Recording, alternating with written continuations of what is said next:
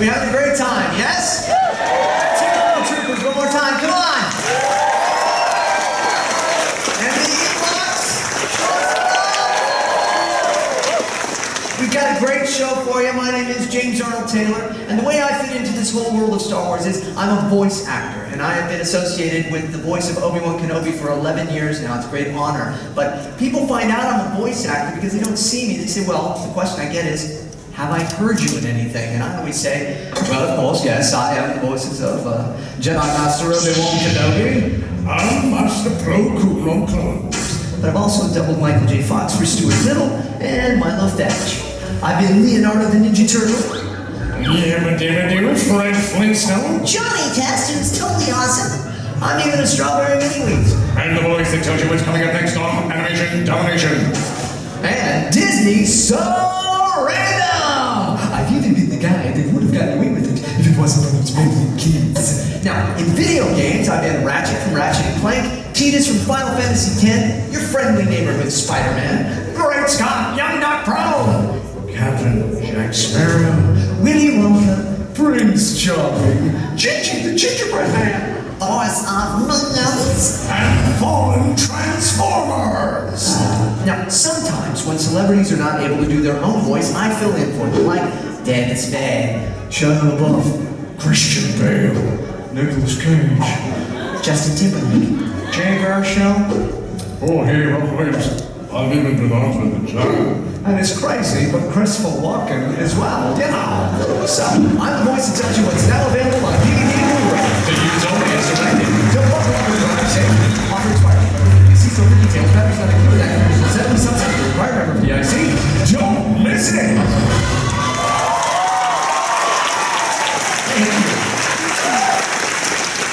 So that is the life of a voice actor, and it's actually a pretty fun and exciting life. And I have a show right here at 6:30 tonight called Obi-Wan and Beyond. Going to run through about 200 different voices and talk about my life as a voice actor, and I hope you will all come back and join me for it. But we have a very, very special Star Wars weekend, Stars of the Saga Show. I hope you are ready for a really good one. I think probably one of the best ones ever, yeah?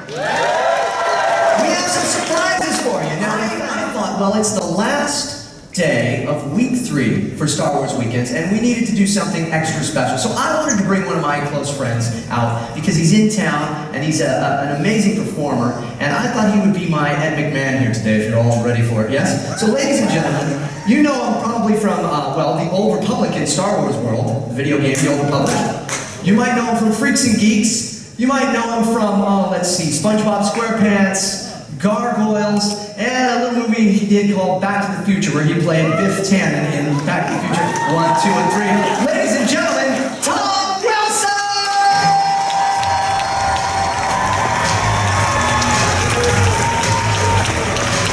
Hello, everybody. Welcome. Hello. You really are a big fella. That's amazing. I can say to you. Yeah. Oh, wait a second, this is heavy. Okay. No, we won't go. We're not going to do that. No. So, I'm Ed McMahon to you. This you are. Okay. So, Here's Star Wars weekend. that's it. Okay. You're ready to have a good time. Now, something that people probably do not know about you, Tom, is that you're an amazing artist. I thank you. This man has done some great work, and he paints great pieces of pop culture. So now, why did you choose these pieces? I studied painting for a long time, and I made these paintings because, in a sense, they're a self-portrait. Because so many people would be looking at that and said, I made this painting. And they go, you're that guy from Back to the Future. I say, yeah, see, I made the painting. And they go, what's Michael J. Fox like? But I made this painting. It's a painting. And they go, wow. Were you in all 3 of them? So I made these paintings, in a sense, they're pop objects. You know, they're objects of our popular culture. Right. Kind of like me. Like you are. You are a piece of pop culture. In fact, I should, because I'm crazy if I didn't, I should just smile for me for a second. Okay, you ready? Okay, and if we could get all of you, and if you could all just... Smooch it, please. Yeah, Smooch it, let's please. do this. Okay, ready? Okay, ready? Big smiles. Oh, that's good. That's going on. Okay. You look particularly good, man. Let's... You look good. But now, okay, can you tell me what...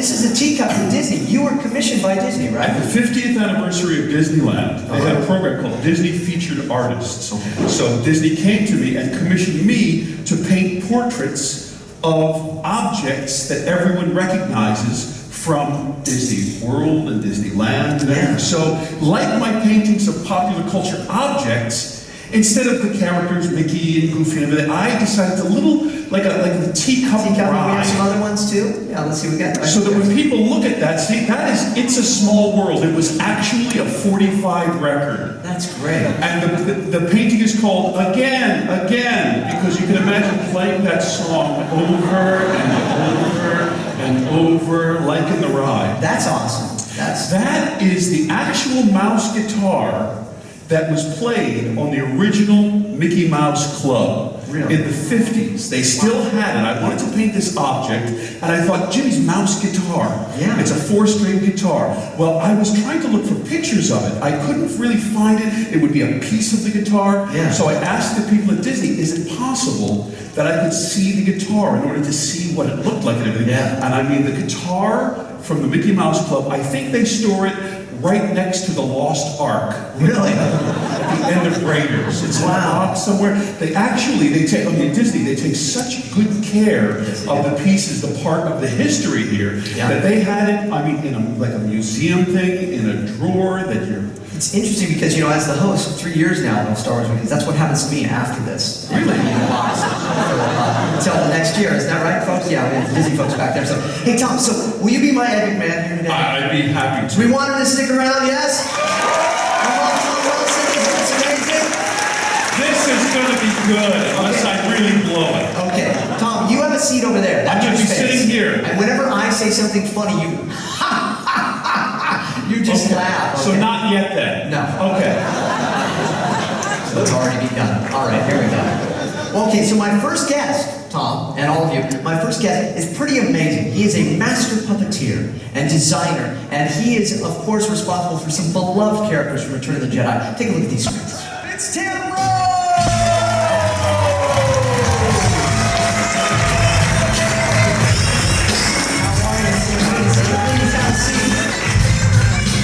Hey, this is fun. This is your third day of your time here at Star Wars Weekends, but this is your first week visiting with us. It's the first time I have ever been to Disney World. Have you had fun? Really, first time you've ever been to Disney World? Yeah. And has it been a good time? Oh, I've had a great time. Wow. And did you go on Star Tours? I did, and I'm afraid I took advantage of my position and they stuck me in the side so I didn't have to stand in the queue, so it's been great.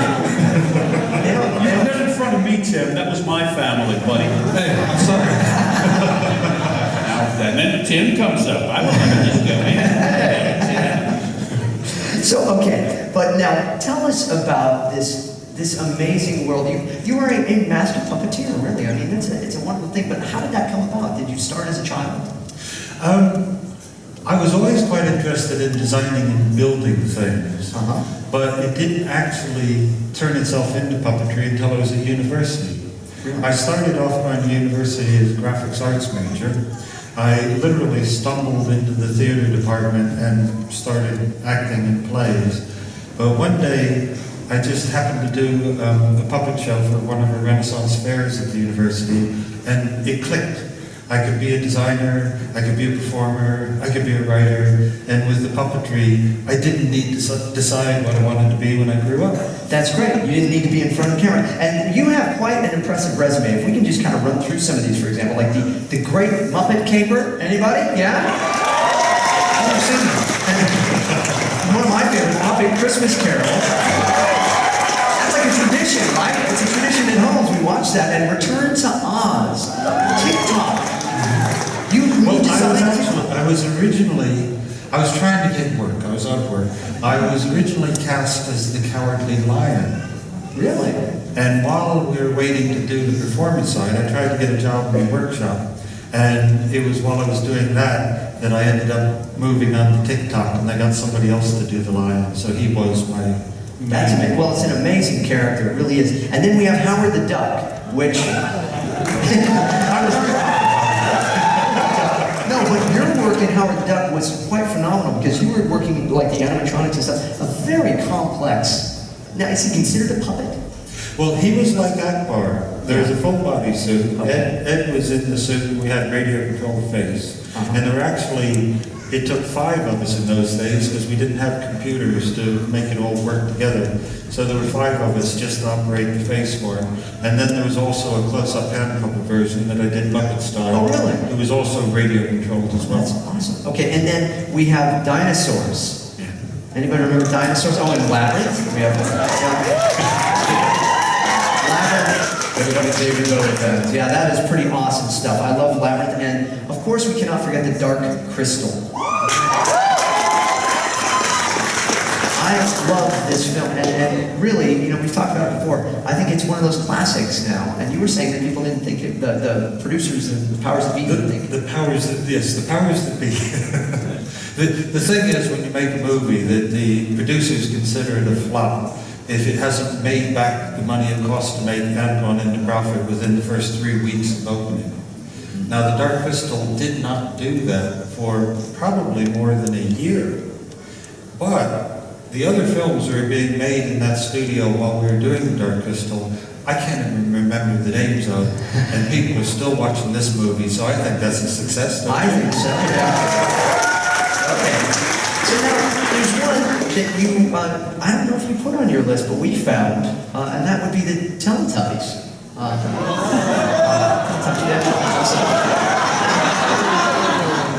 Tom, you're a big fan of Teletubbies. I am sorry. I had to pay my mortgage and my maintenance payments. I promise I will not do it again. I auditioned for Winky. Too small, right? Too small? Too small for the suit. It didn't work out. Oh, okay. So, but let's take it back then, of course, to Return of the Jedi. You know, we are celebrating 30 years since Return of the Jedi came out.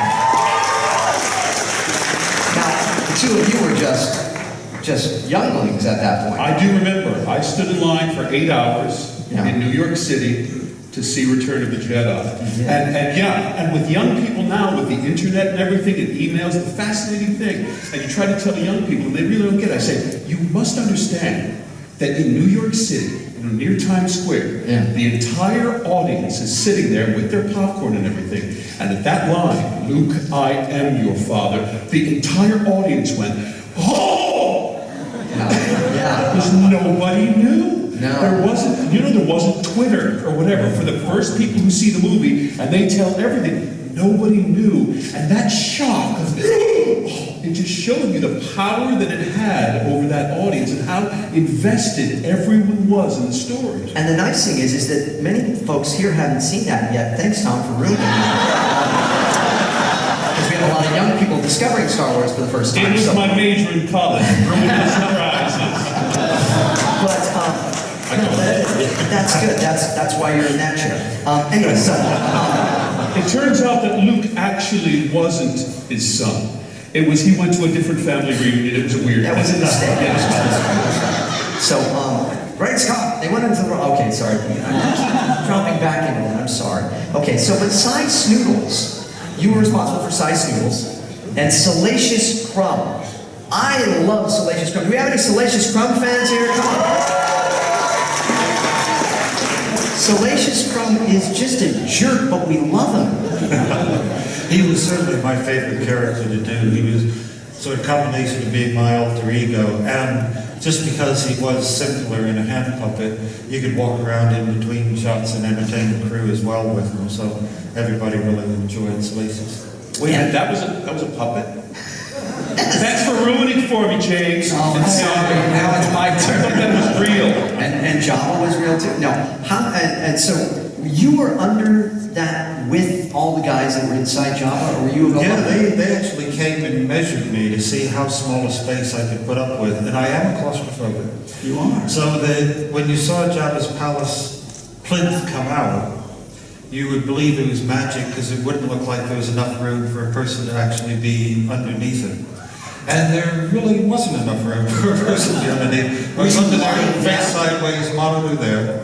But the best story about that, you could only get in and out of that access when they rolled the platform back to its back position. One day they called lunch. Everybody ran out of the studio doors, and poor Salacious was there. Hey guys, nobody's rolled the platform back. I'm still in here. I spent an hour in the dark, in a coffin, on my own. Oh no! Wow! And I mean that would be pretty. It traumatized me. Yes, it did. And you were so traumatized that you decided to be Admiral Akbar, right? This character, we wouldn't ever have imagined would become such a pivotal part of our memories of Star Wars and Return of the Jedi. And because of just 3 words, it's a trap, right? I mean, but he was a different type of puppet then, a different type of, because he was a little both also like Howard the Duck then, right? Yeah. The establishing shots, it was a full bodysuit character. And fortunately, it wasn't prosthetic, so I could just very quickly pull the mask on and take the mask off. It wasn't 5 hours in makeup like some of the guys had to do. And then what you're seeing now was the close-up version of him, which once again was a Muppet-style hand-in-the-mouth hand puppet. And Mike Quinn, who also did 9 of them in the movie, he's standing behind me, and he's operating the cable controls for the eye blinks and little nostril flare, and had a little smile on the corner of his mouth. And so, okay, but when you're in the suit, that's when you're sitting in the chair that we love. Did you love the chair? Was it fun? Would you play around in this? Was it like just like an electric button and you'd hit the button and then you'd fly around? You know Akbar's chair, right? I think he wants me to tell you the story. Okay, the chair, you know, this is a futuristic spaceship and everything, but in fact, there was a scaffold pole going from the base of the chair down through the bottom of the set. 2 4x2s mounted on the bottom there, and 2 props guys standing there waiting for their cue. So that when I was looking out the window, they'd spin me around over there, and when I had to talk to the guy back there, they'd spin me back there. And my chair could also turn around on the end of the arm, and they'd use the washing machine motor for that. So I'm looking out there, I'm watching the battle, I want to say something to him. They spin back there, I say what I have to say to him. They spin me back so quickly to watch the battle that when they came to a halt, the shaft snapped off the washing machine motor. Me in the chair flew out through the window into space, off the edge of the platform, and 6 foot down onto the stage floor. Fortunately, I could only see out of my right nostril, so by the time I'd worked out what was going on, I was already laying on my back. So. That sounds like what it took to get Tom out here, actually. Yeah. But I'm controlled by radio controls by guys in the back. We needed a battery up here, guys. It looks like that's normal. That's normal. It's not funny anymore. Oh, so you could only see through the nostril. That's nice. That's. I could also only breathe through the nostril as well. Wow. And so, but he was some of that puppetry, and I'm wondering if we had something for you, like these little googly eyes. Is this a pretty standard thing for learning puppetry? Then? It is actually. If I gave you It's the way some of that those, Jim used to teach the class. Tom, you want some of these? Take some of those. Don't eat them. Okay. This is when I'm shocked. No, that was Roger Rabbit, wasn't it? Yeah. So how do we? What do we do? So you can show both of us here, and then all of you can go home and make these. So, Yes. look at that. Set everything like that. Now, even with something as simple as this, which most of the Muppets, they were just this, and Jane Henson's coat underneath, I was current. Jim had what he called the magic triangle. It was very important to get the eye focus of the eyes. Now, because all the Muppets appeared on TV, most people at home were sitting about between 4 and 8 feet from their TV set. So we would always set the eye focus for between 4 and 8 feet. And then when you looked at the TV, they looked like they were looking at you. Now, then you use that magic triangle, and all you have to do is just tilt the head a little bit, and he looks quizzical. Or you tilt him down, he looks a bit sad. What's your problem? Don't stop people. Hey, the man is a natural. What's your problem? No, stop. He's not. What are you looking at? Just look at. Tell us about puppets, will you please? The master puppeteer. I take my eyes off to you, sir. Knock it off. Will you stop? There's an audience here. David, come. Okay, all right, fine. Come on. You win. Back up. Yours has like psychic abilities, doesn't it? Do you have psychic abilities? Yes, I do. Yes, I do. Do I have? Wait a minute. Okay. Oh, I'm gonna give mine a blindfold. Have you done this, Tim? This is fun. I have never done this before. I have no idea what he is doing. All right. Okay. Now it's just a hand with a napkin on it. No, I'm not. I mean, you're right. If it was in the hands of the master. Why don't you say that one more time? The suspension of disbelief. Okay, all right. Okay. Watch it. So if you're blindfolded. What are you looking at? Stop with the man. All right, I'll do this. Hold up something, James. I don't know. Can you see anything? No. Thank you. You asked me to hold it. Yes. Okay. I'm getting an impression. Everyone think of the object. Think hard. Watch it over there. Just don't get into it with him. Is it a wristwatch? No. Cake? No. A button? No. Any kind of leather? No. Is it a sandwich? Would you stop? A cup! Yes! It is a cup! Excellent. Well done. I'm going to use my powers for good. All right. This is why you're in the chair. You take those off now. Did he do it right at all though, Tim? Was it? Oh, I was there. You were there? Okay, well, very good. All right. And ladies and gentlemen, please, big round of applause for Tim Rhodes and Tom Wilson. Okay, guys, you gotta stick around, okay? Because we have another very special guest. His career started at the age of 11 years old, and it started with Return of the Jedi. How cool is that? Take a look at him on the screen.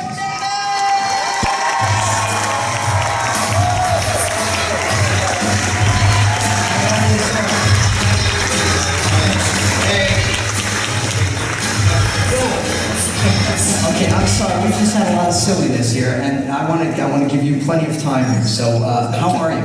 I'm very well, thank you. You've had some fun here at Disney. Oh, yes. This is your last day. Yep. Look at this, very nice. You've had some good times. We can see, yeah, you and Mickey. That's lovely. Oh, okay, so yeah, Ladies. crazy there. Yeah. Okay, so.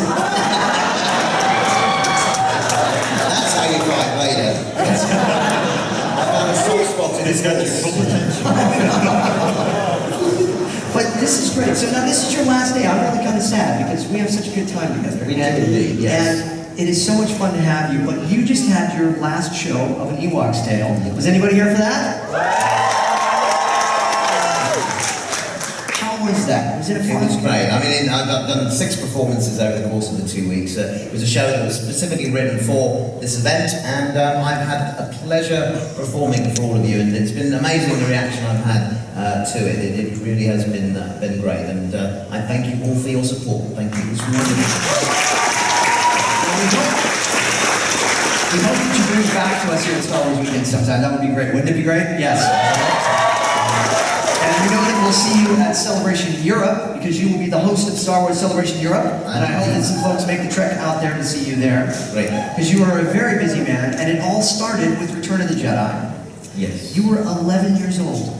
I envied you. You were in a Star Wars movie because we're about the same age. Yeah, I mean, it was an amazing experience, you know, take yourself back to the time when you were 11 and, you know, I was a huge Star Wars fan, and then to get the opportunity to be in one of these films that I absolutely idolised was just amazing. I mean, I couldn't comprehend it.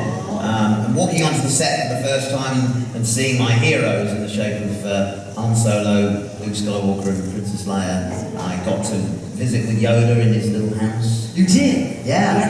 I even banged my head on the roof now. Tiny little place. That is a small place. I did. I walked around the Millennium Falcon as well. Really? Yeah, I mean, it's just amazing. Yeah. And nowadays, you would be like tweeting about all of that. You know, you couldn't even imagine. But back then I was just like, And what are you doing there? You're sitting on Jabba. I was hanging out with Jabba. Yeah, hanging out on Jabba. Yeah, sure, just hanging out with Jabba. Hanging out with Princess Leia on Jabba. Hey now. All right. All right, Warwick.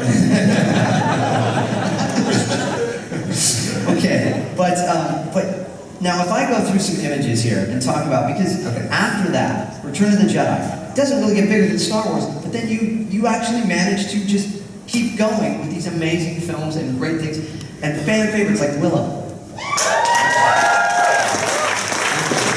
Yeah, starting with a film like Return of the Jedi is a tricky place to start your career, you know.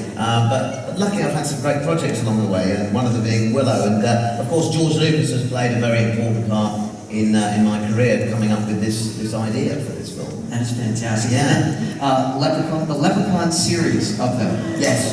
Yes. Someone's clapping down there. Somebody's looking with it. Okay, but see, now I love Marvin from The Hitchhiker's Guide to the Galaxy. That's fantastic. Thank you. It's a beautiful costume. Oh, it's amazing, yeah. And it was very expensive. They only had 2 complete suits. So they told me, don't fall over whatever you do, because we only had 1 spare part of each item. That's fantastic. Yeah, but it was a very, very difficult job to do. The suit weighed about 56 pounds. So it's really, really hard to... How much do you weigh, if you don't mind I asking? weigh 80 pounds. 80 pounds, so that is... 2/3 of my body weight I was carrying around. And a little bit of a fact, the colour of Marvin is BMW white. Is that... That's exactly Did he have like a logo on him somewhere so they could get some of that trademark stuff? Okay, but then you returned to Star Wars as Yes. Wald, right? Now Wald, am I pronouncing that? That's it, that's Wald, yes. Yeah, and, inside ahead again there. But George really just gave that to me because I kept pestering him. Is that what you do then? Yeah, well, that's what you have to do. And this was the days before email and stuff. So what I used to do, I used to send George faxes. I used to send him like lots of faxes. And I think in the end, he was so sick of the waste of fax paper, he said, look, for goodness sake, cast the man in the film. And so he gave me the character Wald. And then, once I got onto the film, he said, I feel a bit bad about casting you inside a rubber head, because you're basically back where you started again. Yeah. And so he gave me the character Weasel, who's a character that's watching the pod race. Right. There he is. There he is, which is cool. You look very dashing there. I do, Is that actually, weird? I have hair extensions. Oh, you did have extensions. The thing is, at the end of the filming day, I went to have these extensions removed, and the remover didn't work. So basically I had to go home with all this and then go and have all my hair cut off, so they could get all of that out. You want to keep it? That's kind of cool. Could have started a rock band. Okay, but then you moved on to a franchise that, well, I mean, it never really took off, but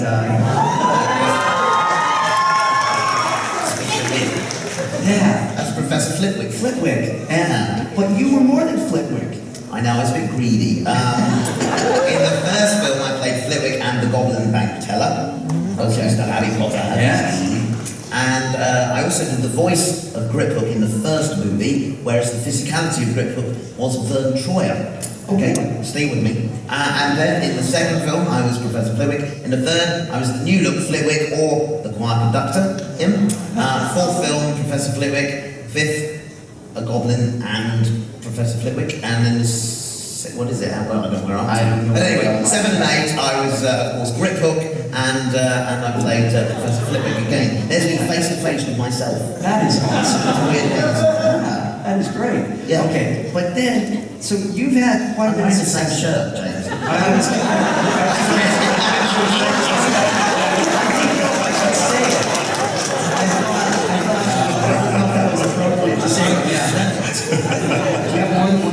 No, it's the same show. It hasn't been watched. And you have, I have it. I've been feeding you, and on Pocket Work, you have your own app. I do. Yes. This is so cool. You can download it. It's a free app, and then you take care of work. You do. Look after me.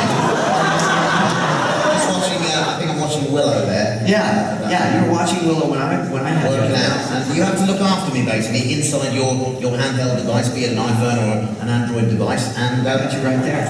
Yeah. and you have to get me from a Z-list celebrity up to an A-lister, and that's me in one of my audition outfits. You send him off to auditions, and he has to get dressed up accordingly. Oh, now what happened there though? Well, that's somebody's tilted the phone forwards. Oh, so like if I go... Yeah, and because he's living in there, you're messing with his little environment. Sorry. You okay? All right. No, but okay. But so now you also have something called Life's Too Short. I do, yes. Thank you. This is Time to live a life. it's a shameless plug. What a shameless plug. It's a shameless plug. We're gonna plug it. Life is on HBO. Life's Too Short. Please check it out. And ladies and gentlemen, let's give him a big round of applause for Warwick Davis, please.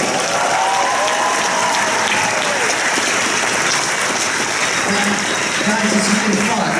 Tom, have you had fun here? I've had a ball. Thank you very much, guys. Thanks for having me. Yeah. Have you enjoyed having Tom with us as well? How about the fascinating and lovely Mr. Tim Rose?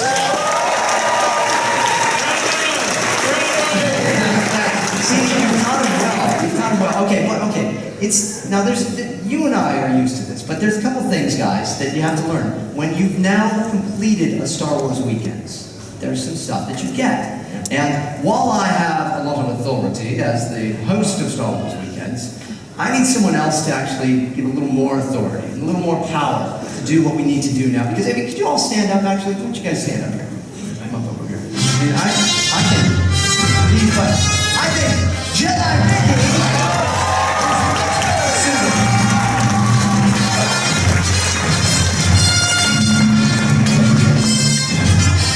Jedi Mickey. Oh, and yes, of course. All right. Oh, yeah. All right. Why don't you take those? Go ahead. Sorry. Okay. So now we have some hats. Oh, good. This is a tradition. You see, this is because, well, oh, see, look at Tim. Okay. Tim gets his own pair of ears. There you go, sir. You are now officially. Would you like to? Yes, Mickey. I'm sorry. Go ahead. That's Tom. There you go, Tom. Tom. Exactly, yes. Very, very nice. Let's hear it for him now. They are all official. Jedi Mickey, would you like to help us close the show? It would be my pleasure. Oh, excellent. Okay, great. So, guys, we're going to sing. Tom, you going to help me with this first Okay, part? You yeah. know the song? Okay, well, give us a little music, maestro. All right, Tom, you follow me, right? Now it's time to say goodbye to all our company. M-I-C. See you real soon. K-Y. Why? Because we like you. Oh, everybody.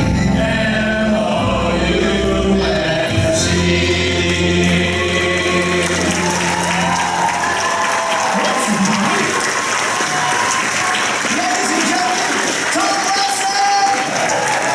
Tim Rose! And Warwick Davis!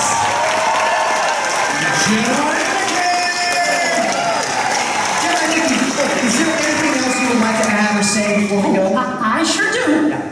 May the Force be with you. Excellent!